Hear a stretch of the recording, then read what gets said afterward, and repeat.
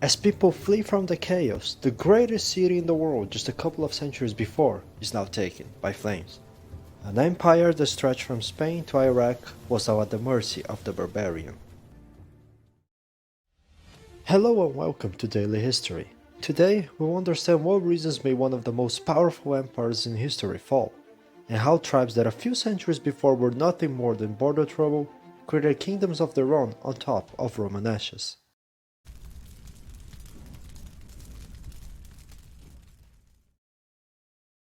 The first important part to analyze is the problems inside the empire itself, as it was already crumbling from within. Constant wars, overspending, and corruption resulted in a severe financial crisis, while the empire was rocked by a labor deficit. You see, Rome's economy was very dependent on slaves to till its fields and work as craftsmen. However, when expansion ground to a halt in the 2nd century, Rome's supply of slaves began to dry up. Added to those problems, in the late 3rd century, Emperor Diocletian divided the empire into two halves, the Western Roman Empire and the Eastern Roman Empire.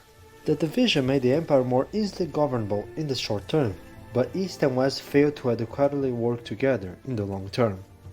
Without its eastern provinces, the Western Roman Empire lost its main flow of wealth, and, most importantly, the strength of an Eastern Empire served to divert barbarian invasions to the west.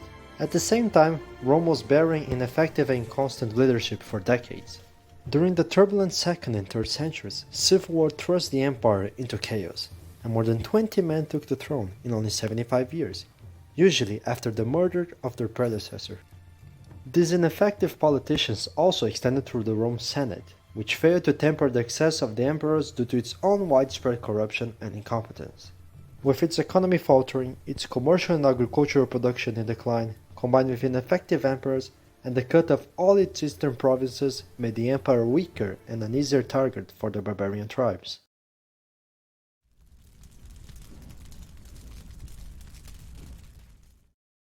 In the late 4th century, a nomadic group that lived in Central Asia, the Caucasus, and Eastern Europe started an invasion of Western Europe. These Eurasian warriors, denominated Huns and led by Attila the Hun, rampaged throughout northern Europe. The invasion drove many Germanic tribes to the borders of the Roman Empire. Even with Rome winning the Battle of the Catalanian Plains with the help of some German tribes against the Hunnic force, they started allowing more and more Germanic people to cross the borders and offering land within the empire in exchange for having extra warriors for further battles. As a consequence, the Roman army started having its ranks of the legions eventually swelled with Germanic tribesmen.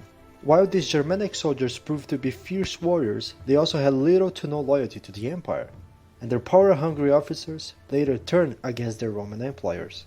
With a Roman army made of Roman citizens greatly reduced and no other internal problems, the empire could not stop the sacking of its capital in 410 AD. In fact, many of the barbarians who sacked the city of Rome and brought down the empire had learned their military stripes while serving in the Roman legions.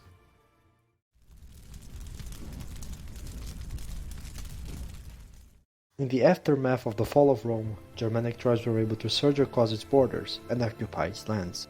The Angles and Saxons, for example, moved specially to Britain, creating the Anglo-Saxon kingdoms, while the Franks dominated most of Gaul, resulting in what today is France. The Visigoths occupied the Iberian Peninsula, while the Ostrogoths laid claim to Italy and the western part of the Balkans.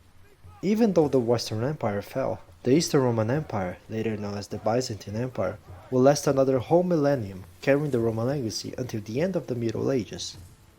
In the end, we will see the rise of kingdoms that will ultimately shape Europe as we know it today.